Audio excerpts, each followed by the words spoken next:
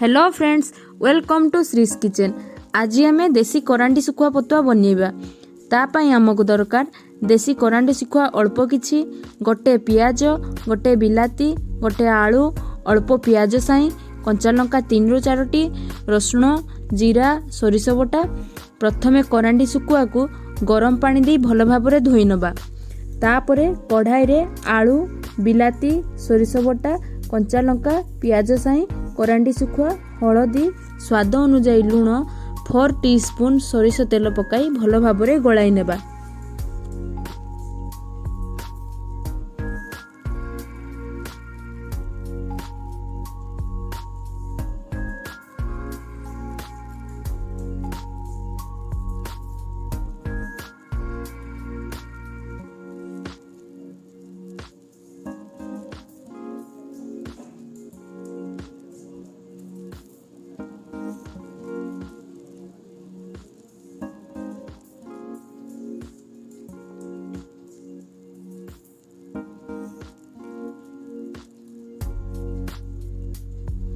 तापरे गैस उपरे low flame रे 15 ରୁ 20 मिनिट होबा पई छाडी देबा।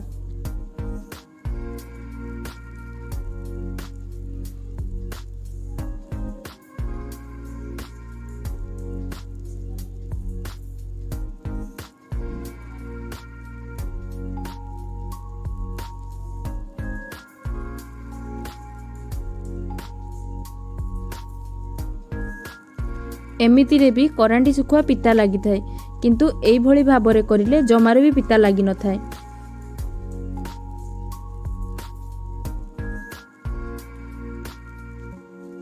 Please subscribe my channel. जदि आपण माने एई भली देसी आइटम सब किछि देखिबा पई चाहउचंती मते कमेंट करी निश्चय जणांतु। आपण मानकर वैल्यूएबल सजेशन मते मोटिवेट करिवो। एबे हमर रेडी हे गला करांडी सुखुआ पतुआ।